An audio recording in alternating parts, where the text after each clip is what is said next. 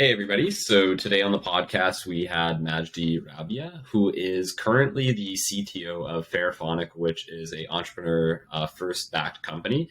I originally met Majdi when we were both living in Singapore together, both working on entrepreneurial ventures. And so I knew Majdi through that period of time. Really interesting. I like his story. He basically explains about how he kind of like started in the educational system in France, spending time on mainly math and physics, and then he found this opportunity at National University of Singapore to go spend time studying and learning there. And he liked kind of like the educational differences that both of the school systems provided. He then kind of talked about his journey of how he went into finance, spent some time there, also tried to like get some, marketable skills, give himself like a little bit of a backup plan for like then when he wanted to make the next jump and go into entrepreneurship afterwards. And then talking about kind of like, say, his time and experience as like a CTO. Madji also has a lot of kind of like discussion on some of the adversities and resilience that he's built through some of the experiences in his life. So yeah, I really enjoyed that. Tyler, any thoughts? I thought it was a great conversation. His story is super interesting. He had a lot of twists and turns, and he's really applied the things that he learned every step of the way to the next part of his life to put him into a position where he is now. And he gave some unexpected answers to some of the things we asked. He gave kind of a contrarian view if, who shouldn't do entrepreneurship. Mm-hmm. Maybe it's not for you in this situation and that situation. So I really liked his answers. They were very well thought out. And yeah, I think his experience just listening to his story is going to help anybody that listens to the episode. So we hope you guys enjoy. I really agree. And if you're enjoying what we're doing here on the podcast so far, please give us a thumbs up and give us a subscribe. It helps us a lot and gets us better rankings on the search engines and ranking algorithms. So come on, hit that thumb button. Let's go. Here's to Madji. Do you mind maybe telling Tyler and I a little bit about, say, like what your day-to-day kind of looks like right now? And then I think from there, probably we can ask you a couple more specific questions. Like I also want to share a little bit about like your educational background too, and like how you sort of got into the startup space. So yeah, without further ado. Sure. Let me try to do it not so linearly so that it becomes boring. So I will try to put, some emphasis here and there. But yeah, basically my background is pretty much similar to yours, more or less about machine learning, data science. But the way how I actually ended up in there is, I would say, full of ambushes. Mm-hmm. So I started, I don't know how much you know about French system, but basically after the A level, the equivalent of A level of what we have here, I didn't know, as any kid at 18 or 17, what do you want to do, right? So you try to, that's the problem I have actually with education is you usually don't choose because you like something, but you choose something so that it doesn't close doors for you. Mm-hmm. You see the mentality that it is, which is completely different from doing something that you like. I know that it's very difficult to choose something at 17 or 18, but really like choosing something that doesn't close doors is just like pushing the problem away, right? What's going to happen is just that in 5 years, you would realize that you didn't open any doors, you didn't close any doors, but at the end of the day, you didn't answer any of your question. So, it's kind of paradoxical. And basically, I chose the only way that didn't close any doors to me. For me, it's called a preparatory school. Mm-hmm. So it's like 2 very intensive years of just doing pure math and physics, which is okay. I hope no one is gonna listen to this from the education here or any of the minister, but it's completely dumb, I think, because we were only trained to do math and physics, a little bit of French, a little bit of English, maybe 2 hours a week, which might explain why usually French people are not very good at in English. But, just doing 14 hours of mathematics and 14 hours of physics, what do you expect, during 2 years? You will just actually train some kind of robots that are actually just going to come to the real world where they are told they are the elite. And, at the end of the day, they will be completely decorrelated from what's going on in the world, Maybe we need something that is less scientific or maybe more... a little bit more, I would say, balanced, a little bit of French, English, a little bit of history, a little bit of geography. Because at 18, if you just do math and physics, okay, then you're very good in these fields. You can create patents and all. but it's very difficult, to be a very good business leader or to be a very good manager. So there's the kind of, I would say, problem that I have with French education, but I just still decided to go this way because I didn't know where to go. Else, it's 2 intensive years, and at the end of this, you actually have national exams that actually rank you among, I think, 4 or 5 thousand people, students, and based on your ranking, a lot of schools, and of course, based on your rankings, you will end up either on the best, the second best, third best, etc. So that's how, yeah, I would say I ended up in engineering school, where once again I took like the more general school, the one that doesn't close any door. Still trying to get, this I would say perfect path of not making any choice. So in there, we're still doing physics, mathematics, pretty much everything that we were doing the previous 2 years. And at some point, I was kind of like fed up with this whole system in there of just school, school, school. And they had a partnership with NUS, so the National University of Singapore. And that's when I was like, okay, now is the time to try maybe not the system or something completely different. And yeah, so that's how I actually decided to leave for NUS, where I still continue doing math.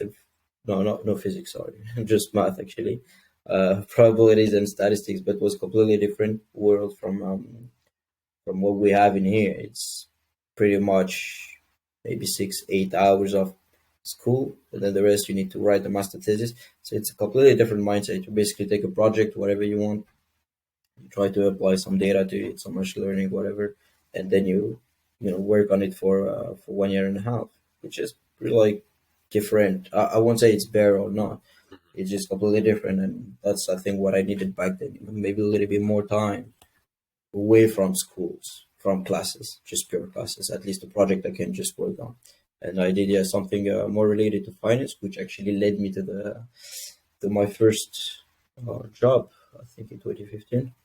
Pretty old now, 6 years ago. So yeah, doing some math for finance, basically, helping the biggest banks compress their portfolios and minimize their risk. So in other words, just trying to spare some money, helping the big banks not lose much money. And I didn't really like, I would say, the end product itself was pretty interesting, mathematically speaking, scientifically, but it's not, the kind of industry I wanted to be in. I don't relate to this kind of product. At the end of the day, you just go home and like, yeah, did change the world today once again. So day after day, you're just like, okay, another day in, didn't change anything. So I just wanted, try something else, and that's when I joined Entrepreneur First. And from then on, it's been 2 years on a completely different project on music tech, and pretty much enjoying it now. I think the beginning was pretty harsh. Yeah. You saw me back then. It was pretty difficult, to completely change 180 degrees, because you need to learn something new completely, especially in a startup, so in a very fast-paced environment.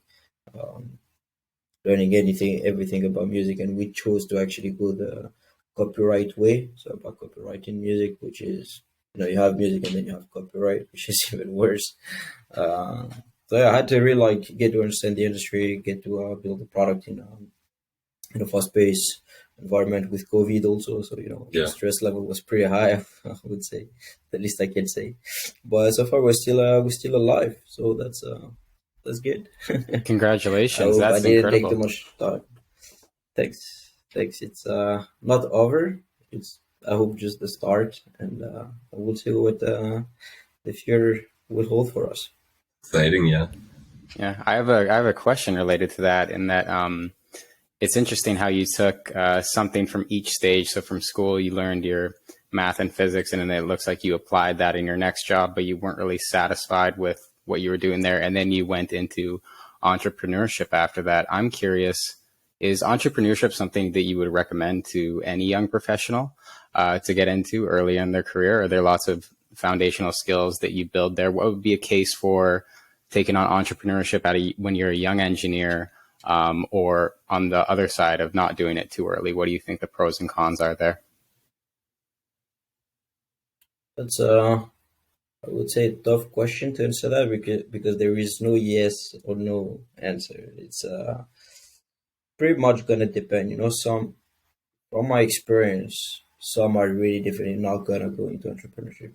It's not that they're not good. It's just it's not something they wanna do. Some are very comfortable with the linear way, finding a job, pretty comfortable, good salary. At the end of the month, you have your salary coming in. You spend it uh, in your accommodation, your food, restaurants, leisure, traveling, etc. It looks very simple, but a lot of people really enjoy it, and something that for them, I don't advise going to entrepreneurship because they will just be trying something that they're not gonna like. It's completely uncomfortable as a situation. You don't know how much you're gonna get at the end of the month. So let alone how much you're gonna spend on travel or restaurants. So it's a completely different lifestyle. And so this is to answer the first part of your question. And to answer the second part, is it something that I would advise early on? So for the ones that are really curious about it, try it as early as possible. As early as possible, definitely. Especially nowadays, you can start a project in like 5 minutes. I might be, uh, overestimating it, but in 5-10 minutes you can open an e-commerce today. Right? You can open a Shopify, just sell something. Just sell something. If it's something you really want to do, but you're not sure how to do it, you'll find a way. You'll definitely find a way. Open a GitHub, open an open source project. Today at 20, 19, 20 years old, if you have a little bit of knowledge in something, and you're curious about one thing, just try it out. It's very uncommon that at 20 your dream is to build a spaceship. Of course it's gonna cost you money, and then maybe I would advise you to start it at 20, right? The only people who try it are usually the one who are already billionaires, right? Like Elon Musk back then after he sold PayPal, right? Yeah. um, so yes, it's gonna depend on what your project is, but in 99% of the cases at 1920, I think it's something that you can really like push for. Just give it a try. Worst case, what's like the worst case scenario at 20? If you try to do it during your school, your engineering school, your university, worst case is that you get bad grades maybe in the meantime because it takes you too much time. But everything you're gonna learn is much more than what you're gonna learn on your theoretical classes anyway. So yeah, definitely. If you're curious about just one thing, you're not sure, just try it out. You will only get the answers again. In worst case, yeah, you will lose some money, but at least you will know how to open and close a company. At least Totally. next time you will do it faster. It's like a marathon. It's once you run 42 kilometers. Let's say the first time you try it, you only run the 10, and you start, I don't know, throwing up, and you give it up. At least the next time you know that the first 10 kilometers, you might need to chill it out, right? You might need to run at your own pace. Don't need That's how you learn. That's how you run it better next time. It's just a matter of what you what are your takeaways from a project, and definitely I think it's better to do it early on also when you don't have much obligations like family um, or whatever. But I think at 20, 21 you should have a little bit less obligations than at 28 or 29. For sure. And I think, you're totally right about that. And like, I mean, this is kind of one thing I realized too about like being in the startup space previously and like kind of continue to have that mentality is more of like an action oriented mentality, right? Because we're always just like, if we have an idea, we have a project, we're probably going to be more likely to actuate on it and at least try it out. One thing I'm wondering, Majdi, is say like, because I know a lot of people that they might be curious or like they have project ideas and they can get into like basically brainstorming, but like they're not like very action oriented, or maybe they have like hesitations on like taking action with like a project. Do you have any like things or tools or like ideas that kind of helped you like overcome maybe say like getting through this barrier of like you have an idea for a project, but like you might have like some hesitation on like just taking the first step? Like any ideas on how maybe that looked like for you or like how you've seen other people kind of break through that? Mm, you guys really ask very tough questions. um, no, there is once again no clear way to actually I would say find the right. I think your question is more or less about the timing and how you need or when you need to start acting and or start, the actions of your project. And definitely there is no good timing. Once again, it's just go ahead. That's the best advice I can give you. Just go ahead. Once again, if you just wait for the right time, it might never come. Yeah. For example, let me just give you an example. What is the difference today between Vine? You guys know Vine, right? Yeah. Okay, what is the difference between Vine and TikTok? There's Timing. absolutely no difference. Timing. It's just pure timing. Vine, I remember it back in 2013, 2014, I think. Mm-hmm. And I think our generation, or at least us, were not, ready to be posting videos every 5 seconds, every 5 minutes ago. I'm not gonna exaggerate, but we're not ready for this. But exactly the same concept, putting music on videos, 10 years later, is a huge hit. Why? Is because the next generation was ready for it. Imagine now you are behind the scene and you are the creator of TikTok, and you're like, yeah, this idea didn't work before, it won't work again.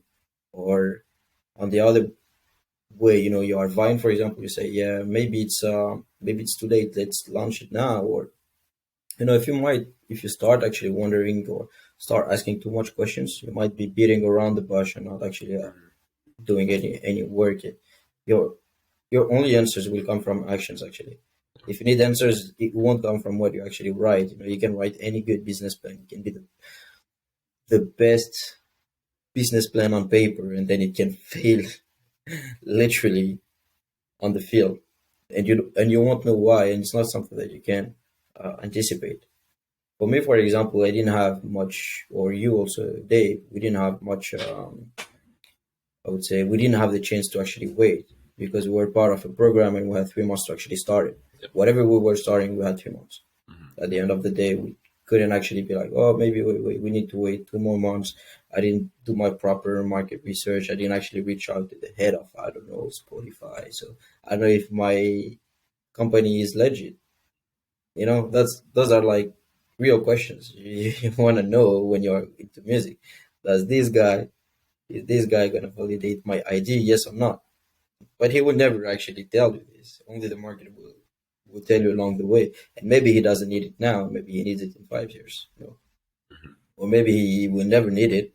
And maybe he needed it 5 years ago and you're too late. But those are only answers you will get once you dive into it. So yeah, just start something. Of course, if you don't want to, take a huge risk, try to go to market once again very, very early, as fast as possible, with what people usually call MVP. So at least you make sure you are not going too late and have too much regrets. Yeah, would definitely agree. That's a good skill that I've been learning from Dave, because he had that shared experience with you in the startup lab. Is that, I had never had that before. And so when it came to this podcast, I trusted him a lot with, he's just like, okay, we're shipping on this date, no matter what the state is, and we're just going to iterate. And it was like, the first step is always the hardest. And then there's the momentum that comes with it that people always forget about. There's momentum in your project after that, and it's going, and you have to keep up with it, and it forces you to run with it, kind of. So that's a huge advantage that I had not really experienced before. I let Dave, I trusted Dave with that one, and it's been working out pretty well so far. So it's a new thing for me, but yeah, no, I would definitely agree with all you said on that, Majdi. It's important just to kind of try to start something with an MVP and test the smallest amount you can and kind of see where it takes you, right? Exactly. It's true with everything, just test it out. That's the only way you get the answer. Absolutely.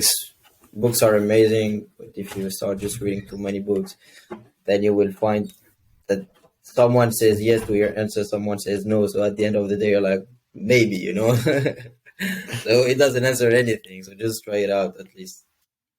Totally. You will get your answer at the end. Totally.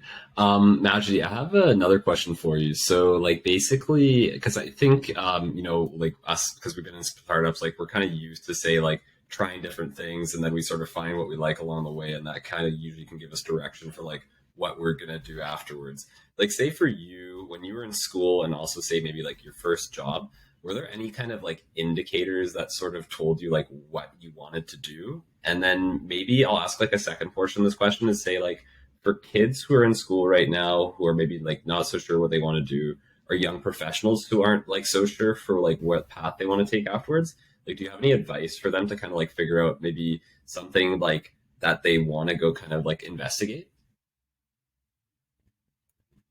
I think for this one, okay, then you guys gonna actually get everything whenever I say, it depends, but this time also it depends on where you are also.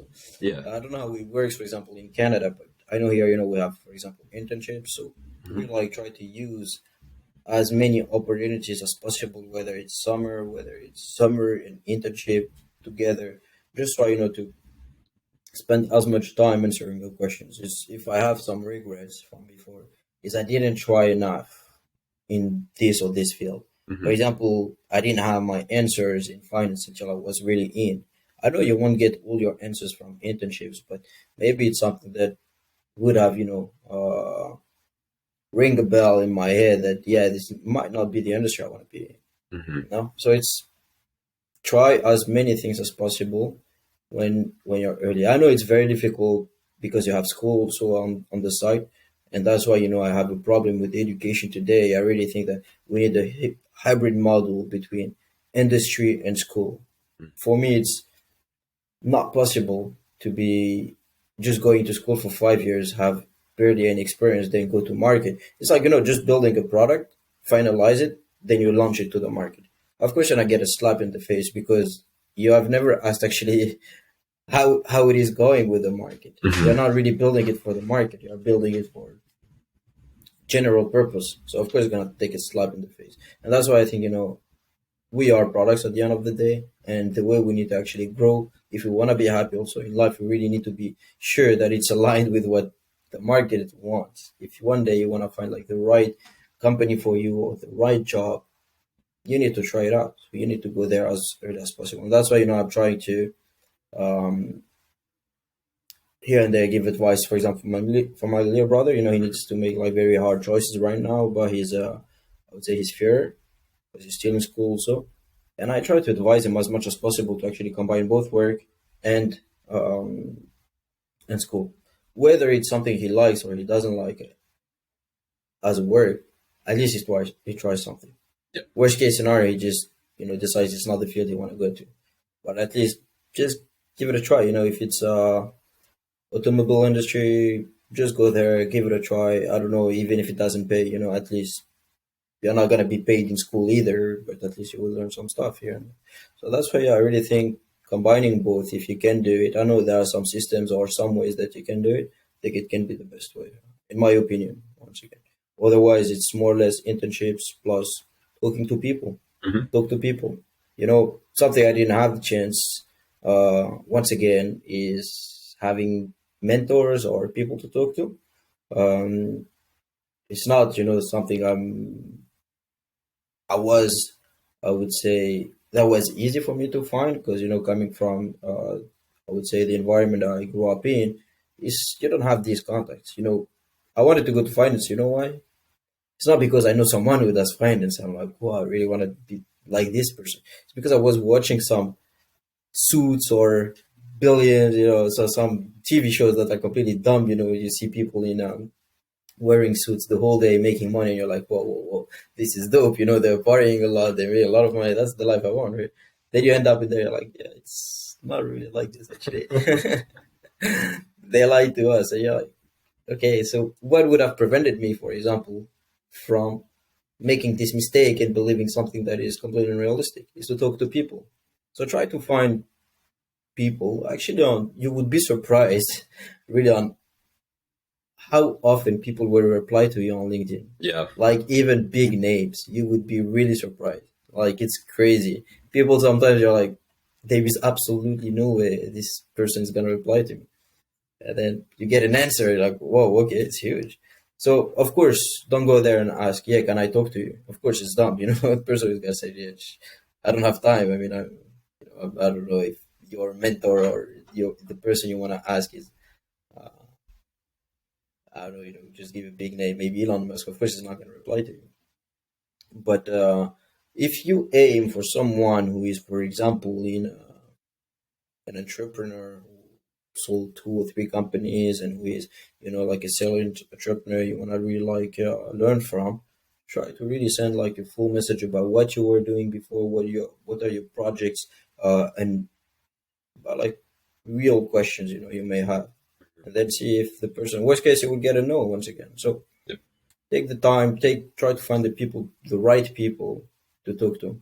Those are actually gonna teach you so much about the job that they are in, and you will see if they're really happy about it or not. If you see this person is not happy about it, you might not be happy about this job either. Right? So Yep. this can be like some real test. It's like pure statistics. You just take also as many as possible. It's the law of large numbers. Just take 100 people and try to to get as many advices as possible and see what kind of field you would relate to.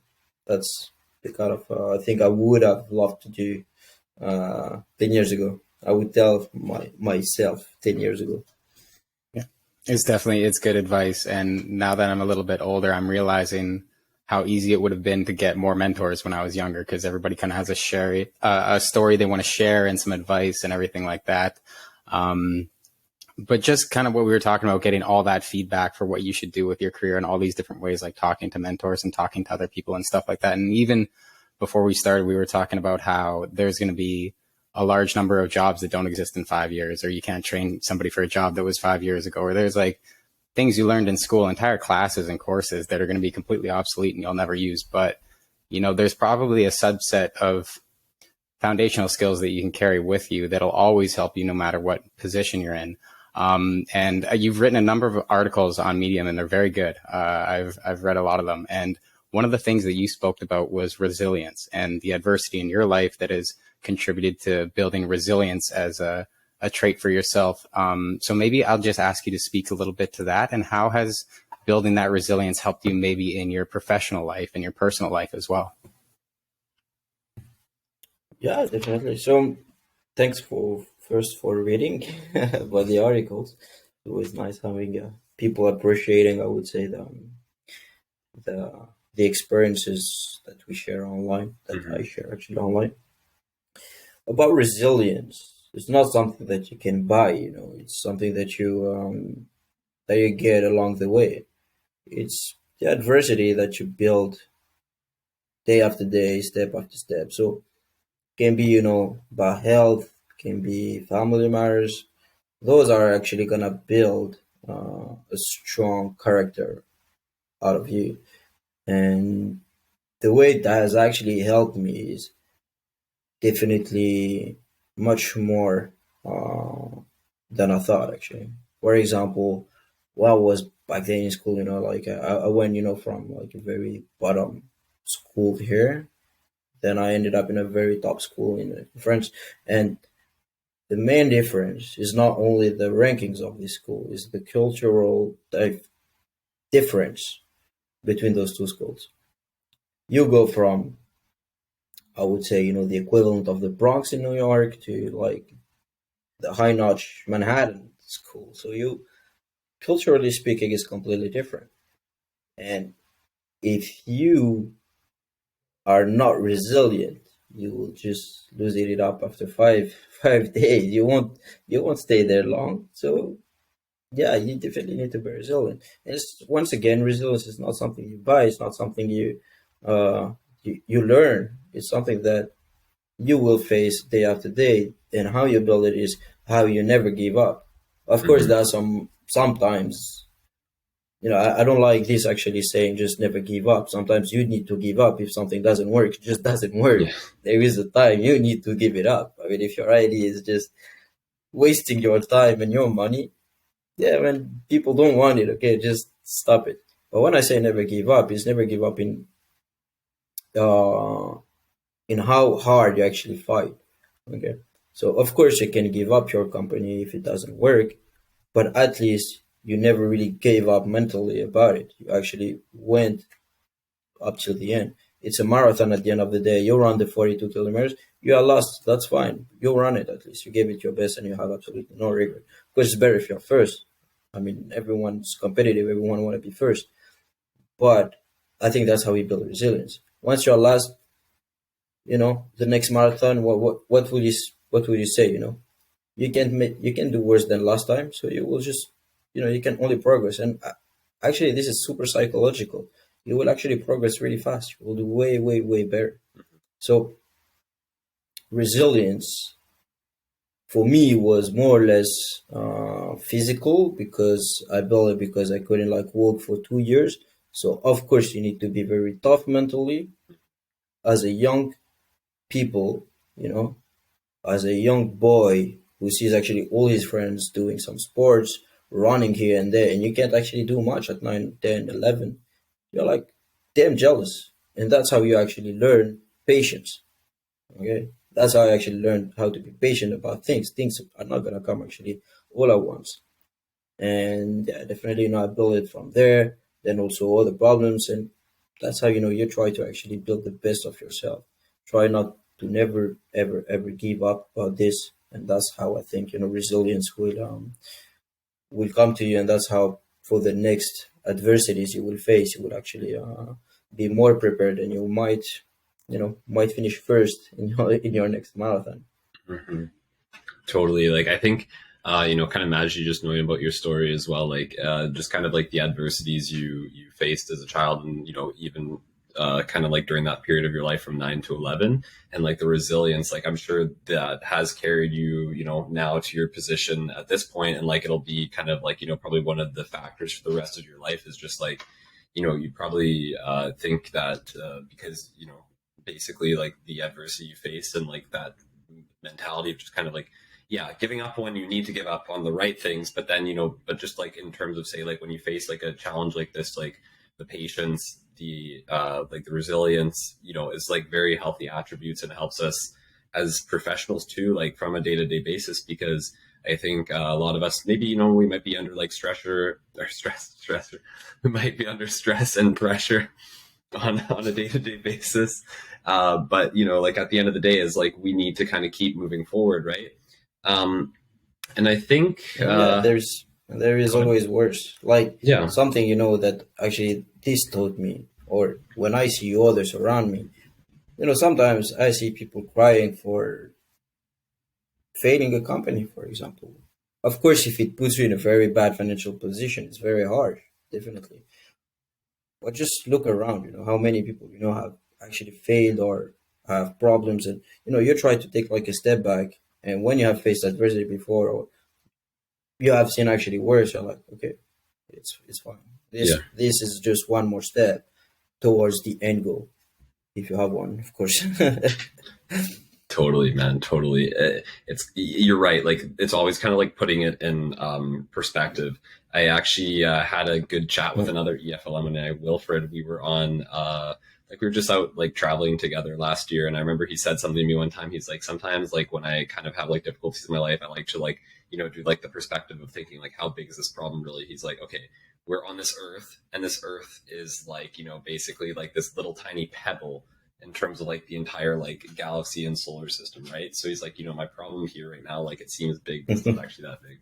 Okay. Exactly. But I have a question I'm curious on, because I don't think we've had anybody talk about this too much yet on the show, but it's kind of in like my realm, it's in your realm, and I'm wanting to know a little bit more about it. So you spent more time doing mathematics at the beginning, and then basically you did machine learning, and then I know now as CTO, like you've had to do a ton of software development too. So do you mind walking me through your like kind of process of like how you like learned how to code? And then as well too, like maybe because we're talking about adversity, and I know for myself too, like I wasn't like a software engineering background or anything like that. So I learned like most of my stuff all by scratch and by trying. So like, do you mind kind of like sharing about like your sort of journey in that? I'm pretty curious. Yeah, sure. It's first of all, I want to admit something. I hate coding. First of all, like um, I hate it for one reason. Is because I'm not okay. I was talking about patience, but I'm not patient enough for coding. Basically, I can't produce a very amazing code. Um, this being said, it doesn't mean what I do is shit. It's just I know I'm not the best at this. I'm not the best at front end. I know I'm not the best at this, but the whole concept when you actually try something or have to do something new is how much you need to learn about it, right? Do I really need to be an expert in front end to actually be a CDO? That's the question you need to ask. And yeah, I remember, you know, when we started EF and started this company, I didn't have much knowledge about front end, not much knowledge about software development. So I had to learn, yeah, definitely on the spot. Not much also about clouds and all this.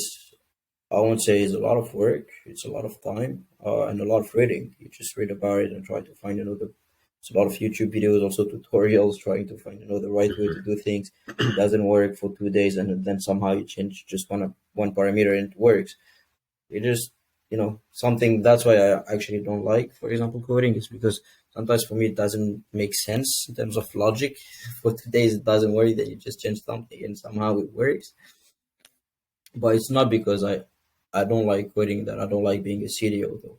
It's something that actually taught me along the way, but very, very different, I would say, skills, be it from management side of things to the product design to the product actually management. A lot of things actually come with this. And like every technology or every, I would say, every field, if you are motivated enough to do something, I don't see anyone who can't actually learn about something.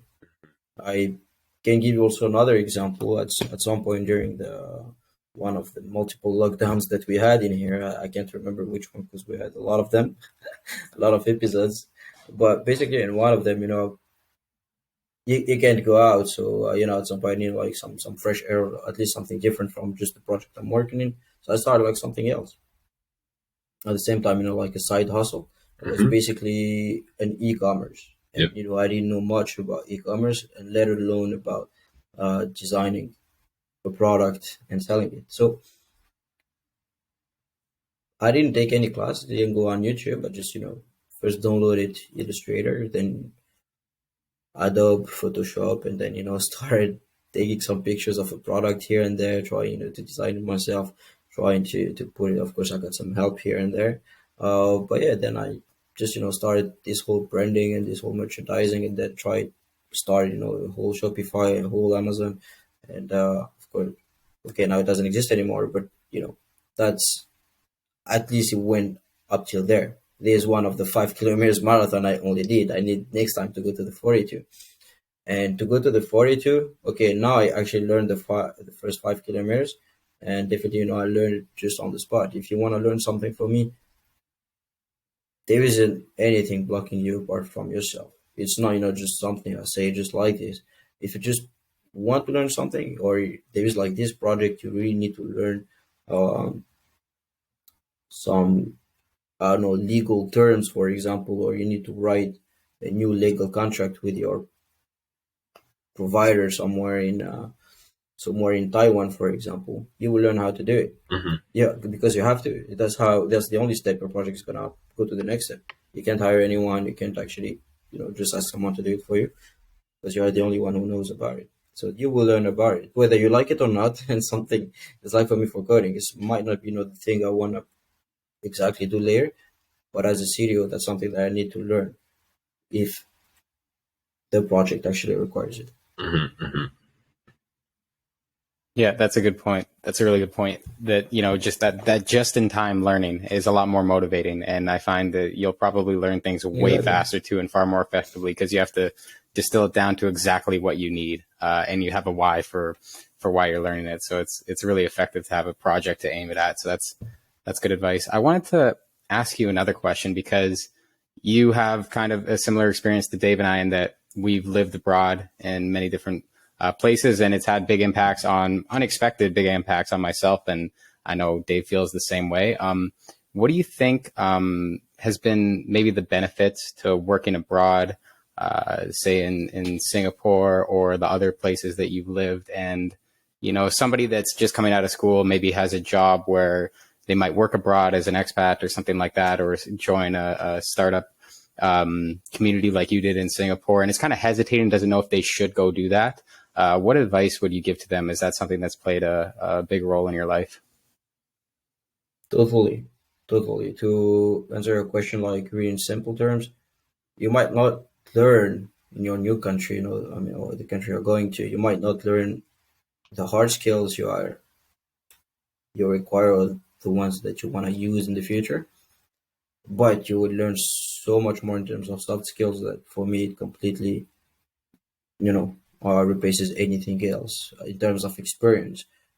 Like just right now, I hope, I mean, you guys, I hope don't judge me, but I think I'm talking proper English, speaking proper English here. Yeah. And if I didn't go abroad, I won't be actually speaking proper English. That's, as simple as that. Hmm. It's not, like about it. We're not born in a country where English is the first language. So for us speaking English, you will either learn it from the TV shows, or maybe you will have somehow in your work some contact with English speakers, Hmm. but never you will have the same level than someone who actually was born speaking it, of course, or someone who went on in another country to learn it and got to practice it for 5 years. So that's why, just for this, for me, it's already, a big plus. But not only this, you also have the other soft skills like communication, resilience. You go to another country, another culture, you need to adapt. It's a lot of adaptation also. I Hmm. actually, you know, get to understand another culture is also how you will use it in a company and next, or maybe in your own company. Try to adapt, try to also diversify the people who work for you or with you. And this is super important. It might not just sound super obvious, but it's not everyone that actually get or has these skills. And I really think that I think you guys had the same experience of overseas, but those are the skills that actually will not be replaceable or that you will not learn if you hadn't left your country. Yeah, I completely agree too. And I think even for me, like one of the things that I kind of thought about too, Madji, like when I was heading back to Asia after I finished my master's, because I had like a little stint in China, started learning the language, like kind of touching on how you said you're learning English, right? Like, and I mean, yeah, like as you know, it's like no difference between like yourself, myself, Tyler. I think actually I heard you say a couple words that are even longer than words I think Tyler and I know, and better words than Tyler and I know. So you probably have better English than we do. But like when I think to yeah, like living abroad kind of teaches you some of these skills that yeah, like say technical skills, hard skills, you could probably learn anywhere in the world. Like say like for example, if I work as a machine learning engineer, it probably doesn't matter if I'm here in Canada, US, China, Singapore, Australia, like I'm probably all going to get the same technical skill set. But like in terms of soft skills, like it totally changes your life and just sort of your view of the world in some sense too, right? Like I was having some good conversations with friends over the weekend, and we were just sort of mentioning that like if you just grow up and you stay in a place, like your worldview and like what affects you is just like this place. So like for example, maybe like a province or like a state or like two provinces. Whereas like then once you go abroad, then it's like okay, maybe you're like this country and that country. But then after a while, like you might be like, you know, your perspective is just basically like the entire world, and then it helps how you like perceive the world and how you perceive other people too, because like you know you might understand more about how say like certain ethnic groups or certain cultural groups like you know see and view the world, and then you might understand like the differences between say like how you grew up and how these people are viewing it. So like I found those to be some of like kind of the most like I guess beautiful things about living abroad. Like in a sense, that's how I would describe it. Is like it might not all come to you like right when you're there, but I think like then once you have the chance to say like go back to your native country or like go to other countries and travel and meet people, like these are experiences you picked up and like you'll be able to use. Yeah, and just to actually add on what you are saying, it Hmm. seems like everything is bright when you leave and all, but also maybe to give a little bit of contrast, Hmm. there are also some disadvantages of going overseas sometimes compared to someone who stayed here, for example. For the same thing, people will actually build. I mean, when I say the same thing, it's like the same experience or the same education. Hmm. Someone else who stayed in the country will basically build a stronger network. So when you come back here, you might not have the same presence or visibility than the ones who stay here. This can be a big weakness. For example, when I came back here last year, like who do I know that I can contact to maybe raise some funds and talk about my company and all. And maybe if I stay here, maybe for the past 5 years, maybe it's something that I would have had at a bigger scale, I think, personally. And even actually with your friends, you live for 5 years, you come back, you have completely different mindset, experiences. You want to talk about, yeah, okay, I did this, I went to this volcano, I did this mountain. Your friends were pretty much here, so you're like, yeah, maybe it's not something I need to brag about. And maybe, it's very difficult not to tell everything and at the same time not to say anything. And I think, you're like kind of, that's why actually usually people who live abroad actually hang out together when they come back to the country. It's because they have the same kind of experiences that they feel. So it's something that you need to be aware of. You're not gonna sacrifice, of course, everything. It's just gonna be different when you come back. That's the point I want to make. Yeah. I mean, Tyler, I'm sure you can imagine your perspective too. Majdi, completely agree. And like, I think even, people like can connect with that, like really, really, really deep levels here in Canada are people who say like have maybe spent half their life in Canada and half their life in like a different country. And yeah, like say, people, and I mean, not to say like totally, but I know what you mean, Madji, because like you kind of don't want to like oversell like what you've done, but you also want to like meet people on their level. Like, kind of, okay, it sounds like a little bit harsh. Okay. But like it's some kind of like fine balance in between of like what's too much and like what's too little, and like where do I find like common ground with like all my friends after say like, having a different experience. Because yeah, it is hard to remember sometimes kind of say the like where the fine balance is. Yeah.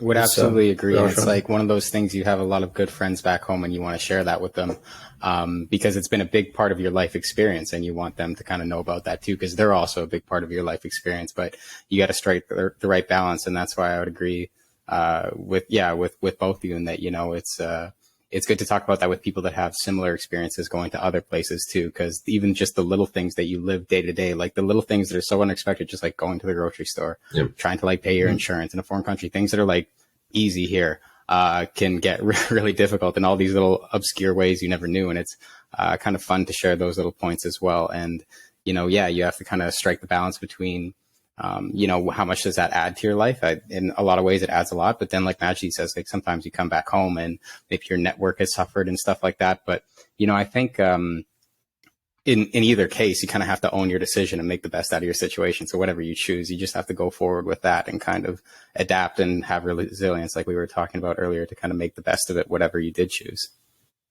Exactly. Just need to be aware of. So no surprise here. Not everything is perfect. It's not everything black and white. Yeah. There is some gray zone. So you go abroad, of course, not expect the world, to stay fixed or not move while you are away. That's all. Yeah, totally. Exactly. All right, I think I have one more question I want to ask you, Majdi. And I think you and I talked about this a little bit when we lived in Singapore too.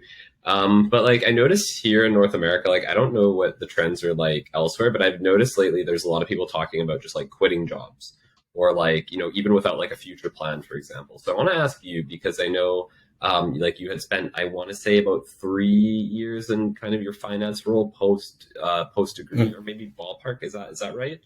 Yeah, it was 3 years. Okay. What like inspired you to kind of like go and make that transition towards entrepreneurship? Yeah, I'm kind of curious. Like I want to maybe dig into your brain a little bit and provide that perspective to people who might be considering like, making a change or making a movement in their jobs. There are a lot of factors to actually take into account in those kind of decisions. Financial is one of them, actually a big part. So even if you want to actually make a change, the question is, can you also make it? Can you like take the risk? Of course, some people will tell you, yeah, if you're really like dying for your idea, you really believe in it, you should quit your job and just eat eat I don't know, some spicy noodles for 2 years and then you will make it. No, I mean sometimes it might not be also the right way for you to do it, right? Sometimes if you're not fit physically or if you're not 100% physically, you might not be at 200% mentally, and then maybe your idea will actually completely screw it up because you burn out along the way. Mm-hmm. So sometimes you really need to think also about the financial perspective. Of course, if you have like the next Facebook, of course, go for it. I mean, there is absolutely no one who will tell you the contrary. But you will never know that you have the right Facebook until you do it also. Yeah. Right. So make sure that you also have some backup plan. If you go there full, go ahead, but just have a backup plan for me. That's why I actually took so much time actually leaving finance. It's not because I wanted to stay 3 years. I knew I was gonna leave finance after less than a year actually. I knew it almost from the first month. The only question was, did I have the financial independence to actually do it? I didn't. And the answer is I didn't. Because I'm not the only one actually in this. So of course I couldn't. So that's why, I didn't do it back then. So what inspired me is, I would say, a certain stability and a plan. I was also, planning the way I would go into entrepreneurship. Why, for example, didn't I go from this job to just starting my own thing straight away? Why did I go through entrepreneur first? It's because entrepreneur first gives you actually a good kick in your ass to actually start entrepreneurship, but also helps you with a stipend and also helps you, connect with people directly, build a network of investors, network of business partners, etc. So that's also the safest that I could have found along the way. Of course, there are some very nice stories about people who actually leave everything and go all for it, and that's amazing for them. Definitely, just for me, I don't think it was the right time for me to actually take this huge risk because I wasn't the only one involved. So that's pretty much why, and pretty much explains why I did it at this time. But yeah, I mean, I knew I was gonna do it at some point. No worries. It's just really like about the timing, and of course, if you're really willing to do it, that's why I say if you can do it as early as possible when you don't have much obligations, it's much easier also, even for you. Yeah, totally agree. And I think this can kind of touch on some of the answers we've talked about so far. It's always like that. It depends, right? Like, there's no like right or wrong. There's no right or wrong solution to most of these things. But it's like, I think there are commonalities, right, that we can kind of share and talk about too. Tyler, any thoughts on that? I think you're totally right. It always depends. That's why this is such a difficult thing, navigating that post-graduation landscape and what should you do and everything. And that's why it's so important to get exposure and to hear stories like Majdi's, because that, it looks like, he's at a startup now that's doing very well. They're still alive after a couple of years. It's fantastic. And it looks like maybe, he's made all of the right decisions. But when you hear him speak about his story, it's, there was a lot of like difficulty and hesitancy and, the importance of timing and everything. So people can kind of relate to that with what they're doing right now. So I think, no, it's not one answer fits all, but I think hearing stories like this is really valuable for helping you think about your own life and who you are and what you want to be doing and how you can kind of accomplish that. You can draw some advice from Majdi, but no, there's no formula for it for sure. It's difficult, right?